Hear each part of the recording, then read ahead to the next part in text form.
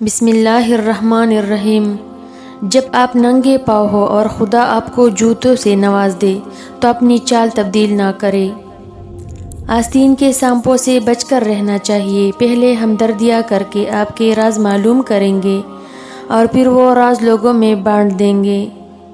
غصہ اور قانون دونوں بڑے سمجھدار ہیں، کمزور کو دبا دیتے ہیں اور طاقتور سے دب جاتے ہیں۔ خوشیاں بانٹنے کی کوشش کیا کرو، نفرتیں تو ویسی ہی عروج پر ہے۔ کسی کی درد کی دوا بنو، زخم تو ہر انسان دیتا ہے۔ بدتمیز خطرناک نہیں ہوتے بلکہ میٹھی چڑیا خطرناک ہوتی ہے۔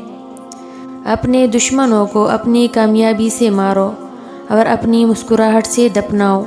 اپنوں سے منافقت کرنے والوں کو میں نے ہمیشہ غیروں کے قدموں میں گرتے دیکھا۔ جب اعتبار کسی سے اٹھ جائے تب اگلا بندہ قسم کا یا زہر، فرق نہیں پڑتا۔ آپ کی منزل وہاں تک ہے جہاں تک آپ ہمت نہیں ہارتے۔ وہ خیالات جو تمہیں کمزور کر دے انہیں سوچنا چھوڑ دو۔ دکھ تب ہوتا ہے جب ہماری نیت صاف ہو اور اگلا ہم کو غلط سمجھے۔ مضبوط لوگ خاموش رہتے ہیں، کسی سے شکایت نہیں کرتے۔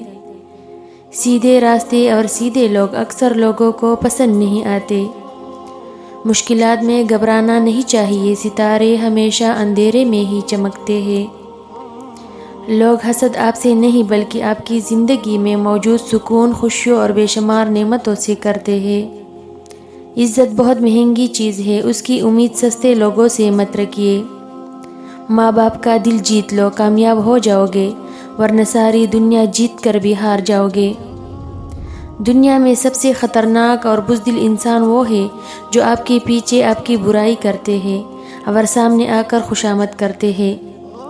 لوگوں کو آپ میں تبدیلی نظر آ جائے گی لیکن اپنا وہ رویہ نظر نہیں آئے گا جو اس تبدیلی کی وجہ بنا۔ مشکلیں آتی اور چلی جاتی ہے، دیکھنا یہ ہوتا ہے کون کس حد تک ساتھ دیتا ہے۔ منافق جب کسی کو گرانا چاہتا ہے تو اسے دھکا نہیں سہارا دیتا ہے۔ غریبوں کی ہائے اور فارغ لوگوں کی رائے کبھی نہیں لینی چاہیے۔ زندگی میں ایک بات ہمیشہ یاد رکھیے، مکھن لگانے والوں کے ہاتھوں میں ہمیشہ چاقو ہوتا ہے۔ دوسروں کو گرانے کے چکر میں لوگ آخر کار خود ہی گر جاتے ہیں لیکن سبق پھر بھی حاصل نہیں کرتے۔ حسد کرنے والے کے لیے یہی سزا کافی ہے کہ جب تم خوش ہوتے ہو تو وہ اداس ہو جاتا ہے۔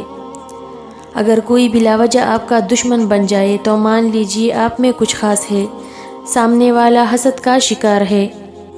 رسول اللہ صلی اللہ علیہ وآلہ وسلم نے فرمایا، میں نے جنت میں دیکھا کثرت سے وہ لوگ ہیں جو دنیا میں فقیر تھے۔ رسول اللہ صلی اللہ علیہ وآلہ وسلم کا ارشاد ہے، زیادہ مال جمع کرنے والے لوگ اللہ کی نظر میں حقیر ہیں، مگر کثرت سے صدقہ کرنے والے اللہ کی نظر میں محبوب ہے۔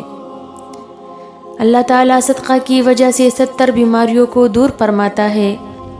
خیرات کو مت روکو ورنہ تمہارا رزق بھی روک دیا جائے گا۔ مرد کی خوبصورتی اس کی شکل میں نہیں، اس کے الفاظ میں ہوتی ہے۔ اگر اس کے الفاظ بدصورت ہو جائے تو اچھا خاصا دکھنے والا مرد بھی مکروہ لگنے لگتا ہے۔